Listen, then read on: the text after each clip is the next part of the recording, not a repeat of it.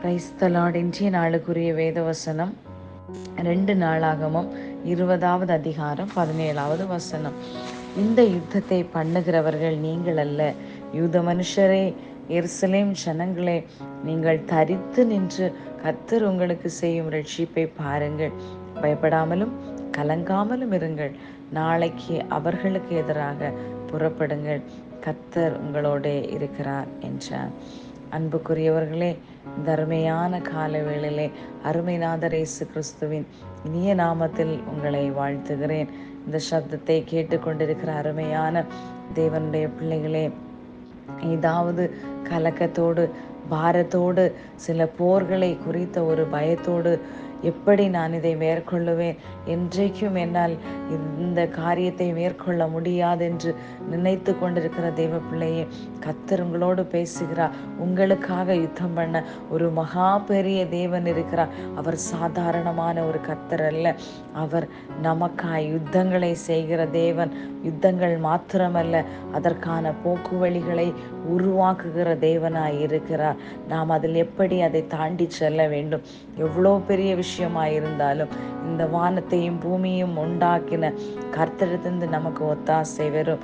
அவர் நமக்கு சகலவற்றையும் நேர்த்தியாய் அதினதின் காலத்தில் செய்து முடிக்கிற தேவனாய் காணப்படுகிறார். அன்புக்குரியவர்களே, யோசபாத் ஒரு ராஜாவாய் இருந்த போதிலும் அந்த ராஜா அந்த யுத்தத்தை கண்டு ஒரு பயந்த நேரத்திலே, அப்பொழுதும் தேவனுடைய சமூகத்தை நோக்கி பார்த்த போது கர்த்தரிடத்திலிருந்து வந்த ஒரு வார்த்தை, நீங்கள் தைரியமா இருங்கன்னு சொல்லிட்டு தான் இந்த இடத்துல சொல்லப்பட்டிருக்க. யுத்தத்தை பண்ணுகிறவர் நீங்கள் அல்ல, நீங்கள் அல்ல, நீங்கள் தரித்து நின்று கர்த்தர் உங்களுக்கு செய்யும் ரட்சிப்பை. உங்களை எப்படி சத்துருவோட கையிலண்டு நீங்கள் அறியாத வழியிலே கர்த்தர் உங்களை ரட்சித்து விடுவிக்க வல்லமுள்ள தேவனாய் இருக்கிறார்.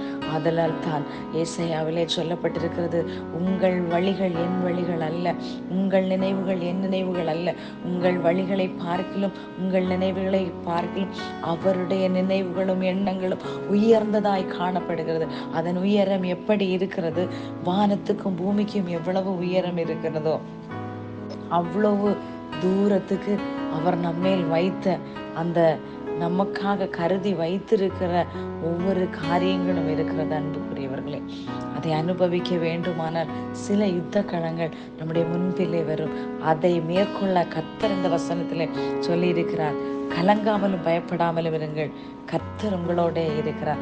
அவர் இருக்கும்போது அவர் யுத்தம் பண்ணுவார். நம்ம சும்மா இருந்தா போதும். இன்னைக்கு பிரச்சனையோட பாடுகளோட இருக்கீங்களா? சந்தோஷப்பட்டு களி கூறுங்க, எனக்கா யுத்தம் பண்ண என் தேவன் இருக்கிறார். கர்த்தர் இந்த வசனத்தின் மூலமாய் உங்களை ஆசீர்வதித்து பலப்படுத்துவாராக. ஆமேன். God bless you all.